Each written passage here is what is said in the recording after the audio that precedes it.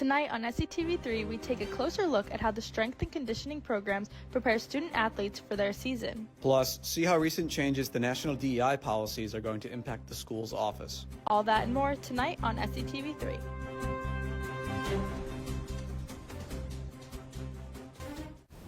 Hello, and welcome to this evening's edition of SCTV3's Weekly News. I'm Morgan Barboza. And I'm Patrick Fergus. Thanks for joining us. We begin tonight with a spotlight on the connection between student athletes and the strength and conditioning programs, working together to create a regimented workout routine. These athletes are up at the early hours of 5 and 6, improving their physical abilities. With their season quickly approaching, the baseball team has been in the throes of these early morning workouts, designed and monitored by the strength and conditioning students. SCTV3's Dante Iafredi tagged along to give a close-up look on how it's all put together. Before dawn breaks, and while most of Alden Street is sleeping, Springfield College's athletes transform the quiet morning into a proving ground of strength, discipline, and legacy. Their early morning lifts are more than just workouts. They're a ritual that builds not only muscle, but also character, forging a tradition that defines the spirit of the college. And front squatting helps us stay agile while gaining and maintaining strength throughout the entire year leading up to the season.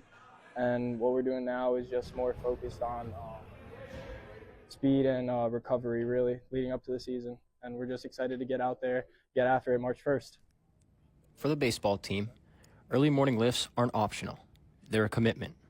With their season just around the corner, these players are working to ensure they're stronger, faster, and more prepared than ever. That early morning fit is really the only thing we can do with them in terms of bringing everyone in. At the same time, Coach Sims is obviously not involved this year. He's at home for personal reasons, but he liked that 6 a.m. slot. He's an old school guy. I think he, enjoyed the getting up early and, holding your teammates accountable. And so that's kind of been a tradition that has stood with the baseball team for a long time. So I'd say it's a combination of wanting to get everyone in here at the same time, and two, a mixture of, what Coach Sims believes in, for sure. These sessions focus on explosive movements, building strength that directly impacts game performance. Every rep is designed with a purpose. The Springfield baseball team in 2024 showed improvement on the base pass, stealing 9 more bases compared to the 2023 campaign. Kind of from AT student side, I always get told from Dr. T, especially down in the weight room, that sleep is the biggest thing. So in order to get that performance and really improve their health from doing those morning workouts, they probably need to start getting to sleep sooner. Preventing injuries is just as important as building strength. Stretching, hydration, and recovery are all part of the bigger picture. According to NCAA studies, teams with structured strength and recovery programs report up to 50% fewer in-season injuries. We usually get there, stretch as a team all together, and then coach puts us through some drills. We'll bang out those drills, and then we'll head over to the weight room. As we get to the weight room, we'll start our lift. Coach will go over our lifts we have to do. We'll get them done. And a big thing that I love to do in the weight room is definitely motivate the guys, get them going, and push them as much as I can. For the baseball team, early mornings aren't just about building strength. They're about building trust, camaraderie, and a culture of winning. I mean, there's definitely plenty of strength and conditioning traditions that kind of oversee our entire program, how we approach things. Tradition, integrity, excellence, that's right on the board out there. We slap it on the way in, we slap it on the way out, so do the athletes. And it kind of, there's a few pillars of how we carry ourselves. In terms of, personal to team, that's going to depend on the strength coach from year to year. Obviously, there's different teams that have different traditions every year. I'd say this year has been a monumental year for the baseball team in terms of creating new traditions. So we did the entire Stud Bolt Challenge in the off season, which was semester long, a few challenges in and out every week. We kept score. We had teams. So that was definitely new. For players, these early mornings build strength and unity. But for the graduate assistant running these sessions, it's the start of an exciting new chapter. Caden Maynard, who I previously spoke with, recently accepted a position with the Toronto Blue Jays minor league system as a strength and conditioning coach, taking lessons learned at Springfield College to the next level. After I had conducted my interview with Maynard, I hadn't known about his new job acceptance, mainly because he hadn't mentioned it until after we spoke one-on-one. I was able to connect again with Maynard via email, and he said, quote, "Springfield has been such a huge part of my journey. Without these Springfield College athletes, I wouldn't be able to take the next step, and I am extremely grateful for each and every single one of them, end quote. For these Springfield College student athletes, success starts before the sun comes up. Outside of Archie Allen Field, and reporting for SCTV3, I'm Dante Iafredi. Springfield College is widely known for its historic strength and conditioning program, as well as coaches who have gone on to work at every level of sports. The Springfield College Counseling Department set up an internship and employment fair in Judd Gymnasium on Monday afternoon. The event was an opportunity for graduate students and students in the clinical mental health program to make connections for future job opportunities. The event had tables all around the gym, with supervisors from local sites engaging directly with the students and providing them with insightful information on what the next step in their career might be. The event included companies like Mainside Alcohol and the Drug Addiction Center and the table from the UMass Athletics Department. Along with another event tonight, the school frequently hosts networking opportunities for students to extend their reach. With the recent snowfall and more on the way, facilities management has been hard at work keeping the campus safe. Facilities management is, quote, the leader of design, construction, and maintenance, end quote. The facilities team provides services such as building maintenance, event setup, and snow cleanup every year during the winter. While a remote day typically means less work for students and faculty, the facilities team is cleaning up the snow or preparing for incoming snowfall. The crew's cleanup process includes plowing snow off the streets and using machines to remove it from the sidewalks.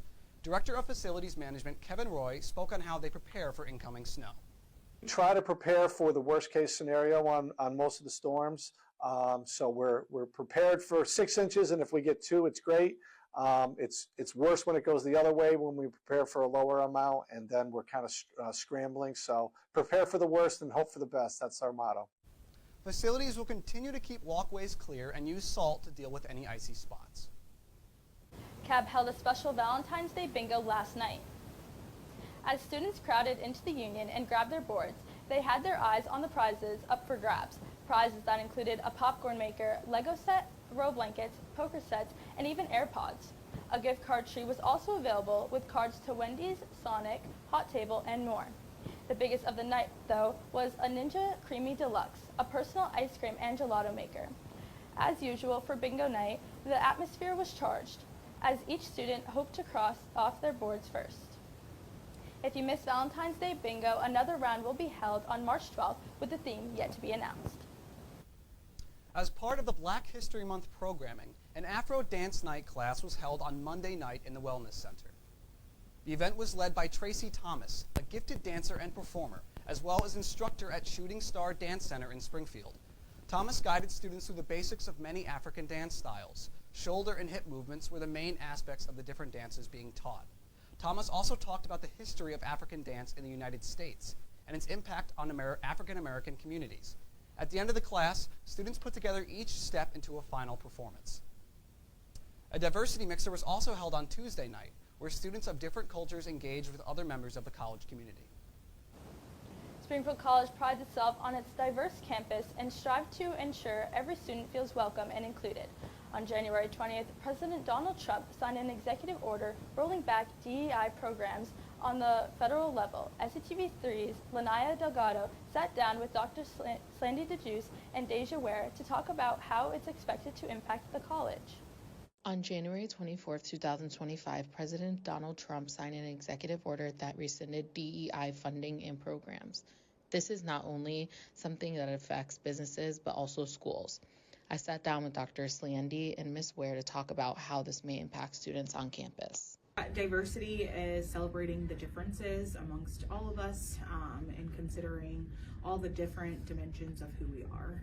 I would say equity is thinking about the access and opportunities and resources that we need in order to ensure fairness amongst us. And did you say inclusion? Mm-hmm. Okay. Inclusion is making sure that once we have all of the different perspectives and voices at the table, that they're all considered to create an experience where everyone feels like their thoughts, ideas, and needs are also valued and centered. Is this affecting students on campus? Absolutely. I think students are concerned. I think not only students, but also faculty and staff are also concerned. I think immigrants are concerned about what's happening. and the leadership of the college has been really clear that this is something that we continue to value, DEIB, and that this is so central to our mission as an institution that will continue to do the work and will continue. A lot of both informal and formal conversations are happening with students. I know many students also have gone to the student activities office because they have some mentors there. They've reported some professors and faculty. And even I have had some conversations with students. So I think it just depends on what the student is looking for. The Office for Diversity, Equality, and Inclusion is located in the Union on the second floor, room 350. Reporting for SCTV, my name is Lanaya Delgado. The Office of Diversity, Equity, and Inclusion will be hosting several events in the coming days, including the Legacy Ball this Saturday and a talk-back conversation about 42, the Jackie Robinson movie, on Monday night in the Campus Union's Dodge Room. Will the Springfield area continue with the regular snowfall? Liam Shannon has next week's forecast in Studio B. Liam? Thank you, Pat. Let's take a look at the week's forecast. Frigid trends continue as winter has yet to ease up on Springfield. The sun should be out tomorrow. That is the last we will see of it until next Tuesday. The weekend looks to be full of precipitation with chances of snow on Saturday and rain on Sunday. The highs remain in the 20s and low 30s, and lows expected to reach the low teens. We'll see partly cloudy conditions in the middle of the week with another chance of snow next Thursday. Now, let's take a look at some of the weather forecasts from across the country. Over the past few days, winter storms have threatened more than 80 million people across the Midwest and the Mid-Atlantic regions. A winter storm traveled up from the Mississippi Valley Tuesday morning, dumping heavy snow and ice across the central Appalachian Mountains and Central Plains. The Detroit area was hit with the worst of this storm last night into this morning. With heightened preparation, this has led to a salt shortage in the Detroit area. Hardware stores are struggling to keep up with the high demand, and they often sell out of salt. In the Northeast, towns are still recovering from this past weekend storm. Plows have been clearing snow since early Sunday morning and continued into Monday as snow continued to pour down. Many people were out on Super Bowl Sunday clearing their driveways and sidewalks. That's it for this week's weather report. Back to you in Studio A. When we come back, the Dean of Arts and Sciences, Rachel Rubenstein, is the subject to our weekly Q&A. Oh, Vanessa. You gonna text her back?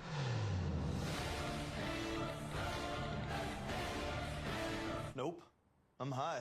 I'm gonna hit the treadmill. You're already making good decisions when you're high. We need to go meet the guys. I'm lit. Can you drive? Nope. I'm high. How about they come over? Where? Don't make an exception when it comes to driving. If you feel different, you drive different.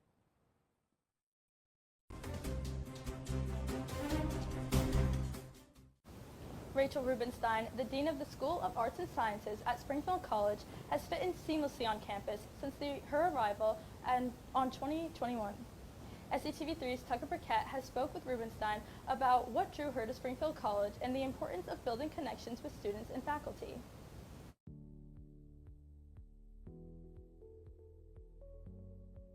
In Western Massachusetts, which is my home, and I love this area. That is in Springfield, which I think is an exciting city and offers lots of opportunities for community engagement. And then the opportunity to be the Dean of Arts and Sciences, because one of the things I loved about being the Dean of Advising at Hampshire was that I engaged with faculty from across and students from across the whole college. And so the arts and sciences, just in the disciplinary diversity, was really exciting to me. I really like people. I like talking to people. I like learning about people. I really enjoy working with faculty. I love learning about what faculty do and their, professional journeys and their scholarship and their teaching. I love being invited to classes and watch faculty teaching. I think the faculty here are amazing teachers. And I really enjoy learning about the really cool things that our faculty are doing. The school spirit.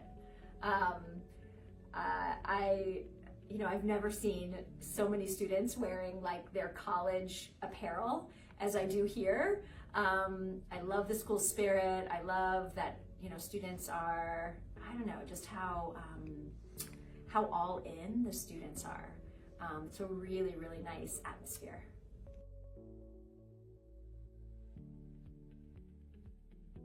I always say that the VAPA floor in Blake is my favorite spot on campus. It doesn't look like any other spot on campus. It looks like it's, you know, it preserves the kind of industrial, steampunky kind of feel of the original mill building of Blake, and it smells like clay and paint. Rubenstein routinely sits in on classes, so students will likely see her on campus over the course of the semester. Rubenstein always is happy to talk with students and faculty and can be reached by email at rrubenstein@springfieldcollege.edu. The Honors Program is now accepting applications for its Fall 2025 cohort. As a member of the Honors Program, students receive a $2,000 scholarship each year and have access to special classes and workshops. After graduation, the program also provides fellowships for students. Rising sophomores who are invited to apply can check their email for information about the application process. For each cohort, around 30 students are accepted, and applications are closely reviewed. Honors Program Director Rebecca Lartigue discusses what goes into reviewing applications and benefits to joining the Honors Program. So there are many benefits to being in the Honors Program. The best part is to be in a community of learners, working with some of the best faculty on campus and in a small group of students from a variety of majors from around campus to get a lot of different viewpoints. So that classroom experience is one of the best parts of Honors. As far as what goes into the decision process, a committee of faculty and staff who work closely with the program will be evaluating each of those applications. We're really looking for students who have broad interests besides their major, who are really curious and very, you know, motivated as learners. We're trying to create lifelong learners. The application is due this Saturday night at midnight. Make sure to get your application in by then and give your professors ample time to write a letter of recommendation. Now we transition to some of the biggest national headlines from the past week. American teacher Mark Fogel was released from a Russian prison and returned to the United States through a prisoner swap. Fogel was serving a 15-year sentence for possession of medical marijuana and had been in prison since 2021. SCTV3's River Mitchell has the details. In 2021, Pennsylvania schoolteacher Mark Fogel was arrested at an airport in Moscow, Russia, due to possession of marijuana, which he had for medical reasons, according to his family. Now, over 3 years later, Fogel has finally returned to the United States, in large part due to the efforts of President Trump. I feel like the luckiest man on earth right now, knowing I had the support of my fellow Pennsylvanians, my family, my friends. It was so overwhelming. I will forever be indebted to President Trump. This happened due to a deal that President Trump worked out with Russia. While he didn't say exactly what it was, the Moscow Kremlin mentioned that one Russian citizen who was behind bars was freed in return. Another big person involved in helping Russia and the United States in terms of working out a deal was Saudi Arabia's Crown Prince, Mohammed bin Salman. He was encouraging and pushing and looking for the right result, and it was helpful. It really was. Now for Fogel's family, they're just happy to have him home safe. I just got dizzy. I thought, did I get this right? I just want to see him. I just want to touch him. He will be a basket case. He will just cry and cry and cry. President Trump also hopes that this will make Russia more cooperative in terms of ending the war in Ukraine. Reporting for SCTV3, I'm River Mitchell. As part of the exchange, the United States is returning Alexander Vinnick, who was arrested after laundering millions of dollars through cryptocurrency. California residents are prepping for one of the biggest rainstorms in the state's history.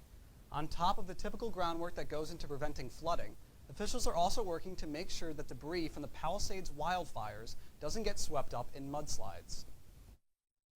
With a projected 4 inches of rain and some isolated areas expected to receive up to 8 inches, California has been preparing for potential flooding for the past week. In an effort to prevent potentially dangerous rescue efforts, county police departments have warned those in high-risk areas to evacuate their homes. We have already been notifying what we believe through Public Works information are the impact residences that could experience the specific mud flows or debris flows, and then the streets where the flows may be impacting not only residents, but the ability for first responders to come in and rescue people. Loads of debris, especially the leftover destruction from the Palisades wildfires, have also raised concerns for officials.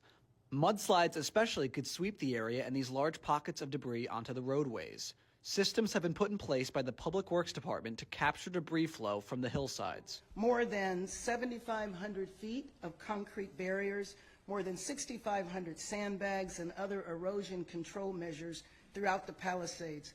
Clearing of the catch basins and removal of fire debris to clear our storm drain system for these rains. There is so much debris contributing to our street, could contribute to our street area, that we set up a system temporary of sandbags, K-rails, thousands of linear miles of K-rail, hundreds of thousands of sandbags, diverting, attempting to capture debris on the properties. The concrete and sandbags have mostly been put in place in already scorched areas where debris flow is most likely. Another major concern are the powerful winds, which are expected to knock out significant power grids. The robust storm system made landfall today, bringing strong winds, heavy rain, and snow in some areas. It's expected to downpour until tomorrow morning. In recent weeks, the streets of Mobile, Alabama have been filled with protesters in response to the rising political pressure on immigration. They are demanding due process for immigrants. SCTV3's Kyle Valentine has more on the goals of the protest. In Alabama, residents from the city of Mobile are filling the streets to deliver a message to the nation as a whole. No walls! Sanctuary for all! No ban! No wall! Sanctuary for all! Speaking out against the topics of deportations and immigrants, the chant "No man, no wall, sanctuary for all" is a statement they hope leaves an everlasting impact on the people around them. Many of the protesters have already gone through the long process to come to the United States, so they relate to some of the emotions people are feeling. I can tell you for a fact a mother would do anything for their child, and if that means going to a different country, they would do it. Another resident of Mobile, Stephanie Garcia, says the process of becoming a U.S. citizen is already a difficult one, and she feels the deportations targeting Latinos take their chances from slim to none. I think that if the process was truly that easy, then everyone would be a citizen. I think the idea that it really is just, oh, let me just sign up, that ideology is really not accurate, and I think people should just educate themselves. Many are also upset about the people that have done the right things, waited years for their documents, and have contributed a lot to the United States economy. Latinos United Mobile organizer Yolanda Carreras had this to say about the situation.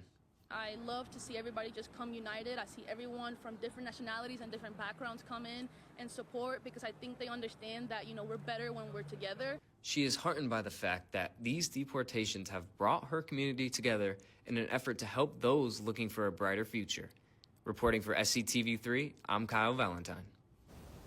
Latino United Mobile plans to hold a legal status citizenship workshop to help educate people on the process of becoming a citizenship on the 22nd at the Mobile Public Library. After the break, Brian Weiss has the latest updates and scores from Pride Athletics.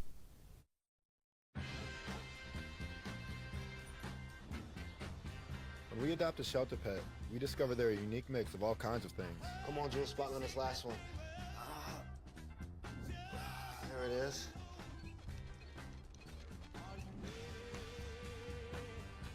Keep going with it. Leo. They're a little bit of a lot of things, but they're all pure love.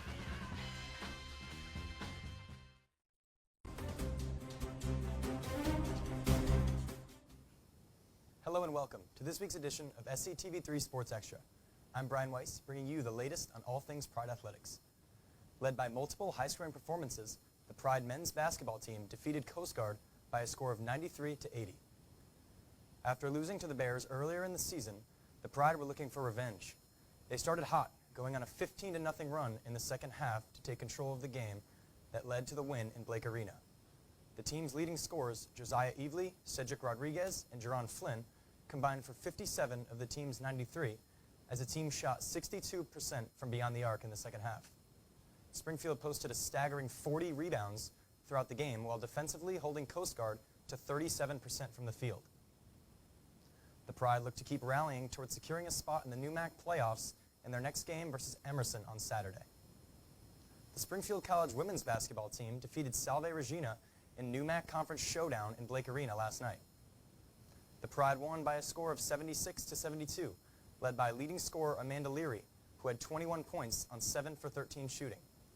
The Pride led the entire game, but still had to fight off a late fourth quarter run by the Seahawks, who narrowed the lead to just 2 points midway through the fourth.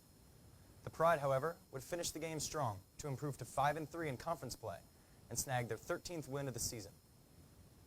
The Pride will look to get another conference win against Babson on Saturday afternoon. That game is scheduled for 3 o'clock in Blake Arena. The men's volleyball team defeated MIT and Nichols in 3 sets during the tri-match last week. Coming in as the 7th-ranked team, according to the AVCA coaches poll, Springfield defeated number 20-ranked MIT in 3 sets. Looking for back-to-back sweeps, Springfield won the first 2 sets against Nichols and narrowly hung on for the last set, winning 25-19, 25-15, and 25-23.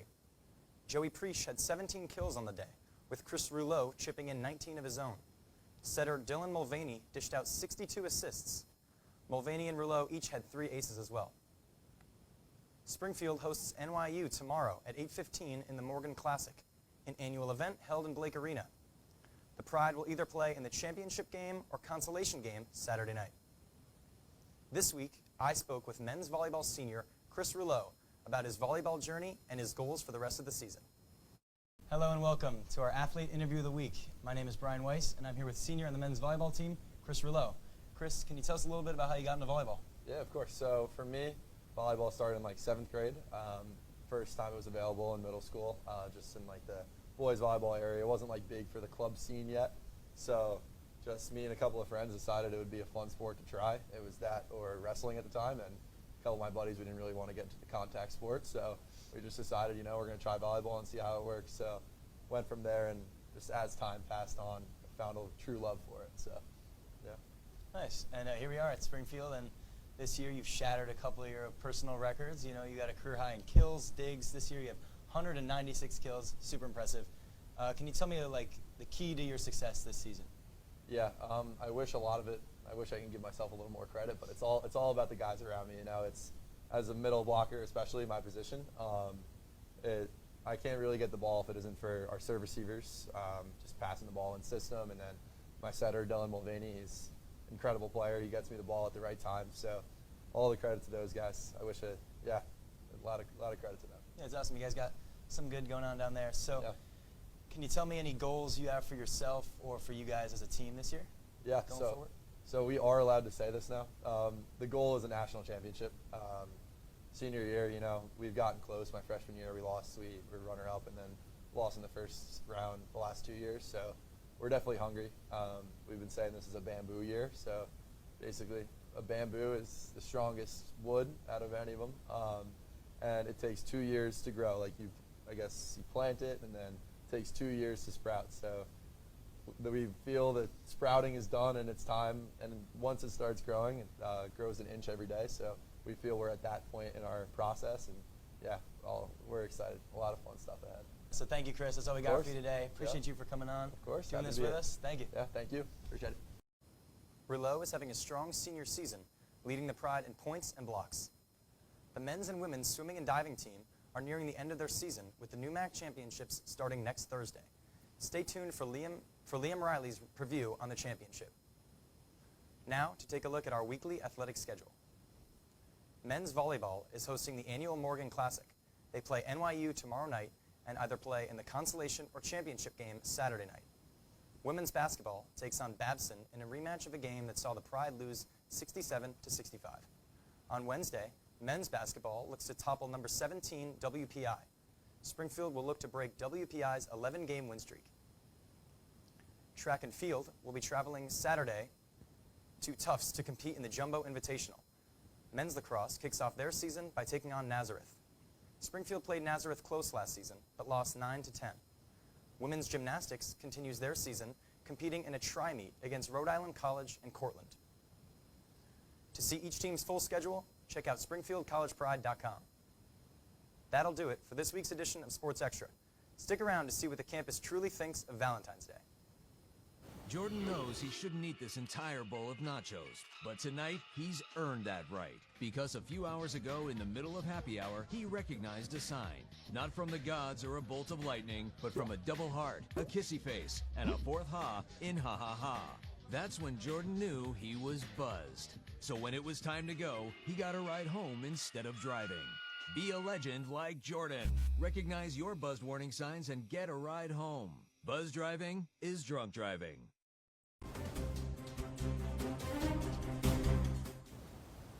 Valentine's Day can be a divisive holiday. Some enjoy spending time with their partners, while others see it as just another commercialized holiday to sell gifts and candy. SCTV3's Shane Barron got the opinions of the holiday from some Springfield College students.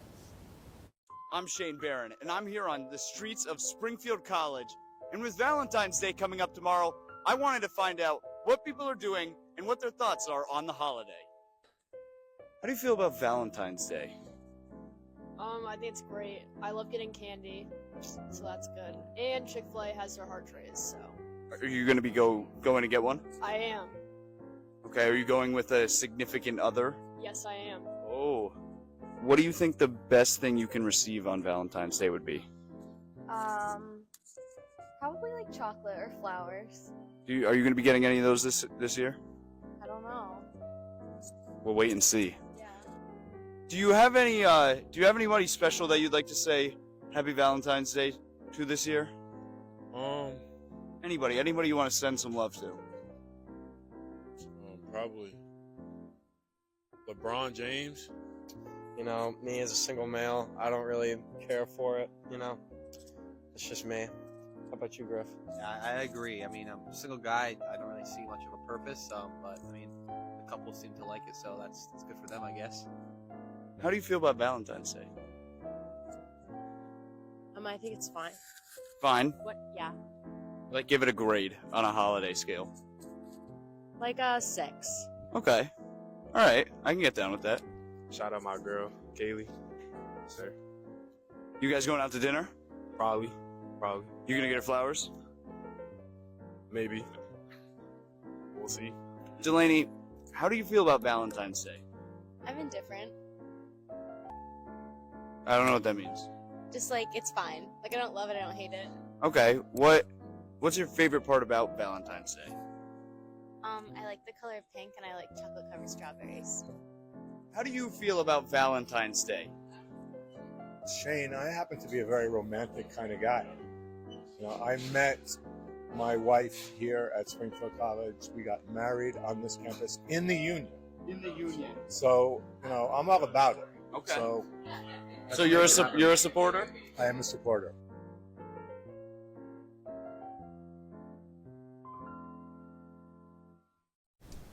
That'll do it for this week's show. Thank you for joining us. If you missed previous shows and stories, check out our YouTube channel, SCTV3, for every show posted on demand. Make sure you tune in next week. Same time? Same place.